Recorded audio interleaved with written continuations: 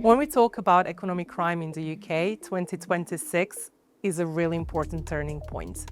The UK's economic crime plan, which has been in place since 2023, is coming to an end, and what we are seeing now is a clear shift in how the UK plans to respond to economic crime over the next 5 years.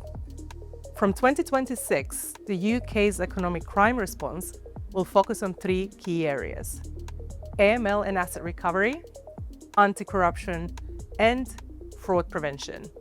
New strategies focusing on these areas are rolling out. The first of these, the anti-corruption strategy, was published in December last year. The fraud strategy followed in March, and in late 2026, we expect the AML and asset recovery strategy. Together, these set out the government's action plan for tackling economic crime. And importantly, they will shape regulatory expectations and industry standards for years to come. Any new regulation we see over the next 5 years is expected to align closely with these strategies. One of the biggest changes is a much more joined-up approach. We're seeing closer collaboration between government departments, regulators, industry bodies, and technology providers. And that has real implications on how firms design their compliance programs.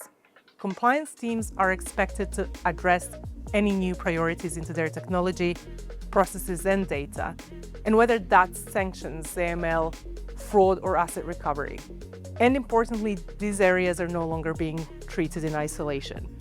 Across the industry, we are seeing more collaboration between teams, sanction experts working more closely with KYC teams, investigations working more closely with onboarding, because these risks themselves increasingly overlap. At the same time, technology and data quality are becoming critical. As AI and more advanced analytics are adopted, the quality of the underlying data has never been more important. We are also seeing a renewed focus on effectiveness, particularly in areas like AML and asset recovery, and the introduction of changes such as digital identity trust framework, which will have an impact beyond traditionally regulated sectors. So what does this mean in practice? More than ever, organizations need to stay on top of regulatory developments, but also be actively engaged. That means participating in consultations, being involved in industry working groups, and making sure your internal programs, data, technology, and training evolve in line with regulatory expectations. It's not just about reacting to regulation. It's about having a seat at the table to help shape it. The next 5 years are likely to be just as dynamic as the last 5, but with a clearer direction. For organizations that engage early, invest in the right data and technology, and take the joined-up approach, this shift represents a real opportunity.